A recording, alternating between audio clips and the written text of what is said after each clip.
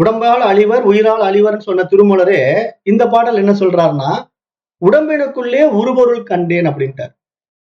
அப்ப அவர் உணர்ந்து விட்டார். இறைவனை இந்த உடலுக்குள்ளேயே உணர்ந்து விட்டார்.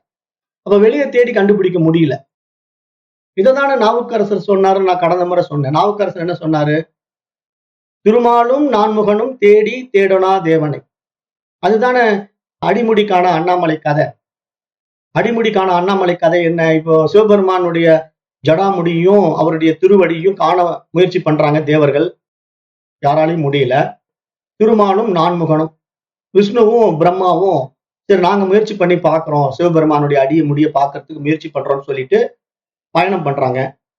பல யுகங்களாக பயணம் பண்றாங்க. அப்படின்னா என்ன அர்த்தம்? பல பல பிறவிகள். அதாவது இந்த மாதிரி இறைவனை வெளியே தேடுறவங்க, இந்த புறத்துல பிரபஞ்சத்துல இறைவனை தேடுறவங்க பல யுகங்கள் தேடிக்கிட்டே இருக்க வேண்டியதான். யுகங்கள்னா கலியுகம், திரேதா யுகம், துவாபர யுகம், சதுர்யுகம்ங்கிற இந்த 4 யுகங்கள்ல எந்த யுகங்கள் கடந்து போனாலும் புறத்துல இறைவனை பிடிக்க முடியாது.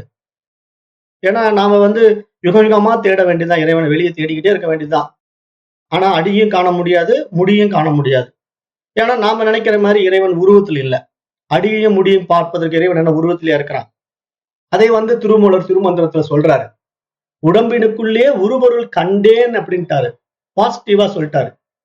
அதாவது பாஸ்ட் டென்ஸ்லயும் சொல்லிட்டாரு. உடம்பினை முன்னம் இழுக்கென்று இருந்தேன். இந்த உடம்பு உன்னுக்கு உதவாத உடம்பு, இது பிரயோஜனம் இல்லை அப்படின்னு தான் நான் நினைச்சுக்கிட்டு இருந்தேன். ஆனா இந்த உடம்புக்குள்ளதான் இறைவன் இருக்கிறான் என்ற ஒரு அத்தியாத்ம யோக கல்வியின் வாயிலாக நான் கற்றுக்கொண்டேன். கற்றுக்கொண்ட உடனே எனக்கு இறைவன் என்னுள்ளதான் இருக்கிறான் தெரிஞ்ச உடனே அந்த இறைவனை நான் என்னுள் உணர்ந்து விட்டேன். உடம்பினுக்குள்ளே உருபொருள் கண்டேன், உடம்புலே உத்தமன் கோயில் கொண்டான்.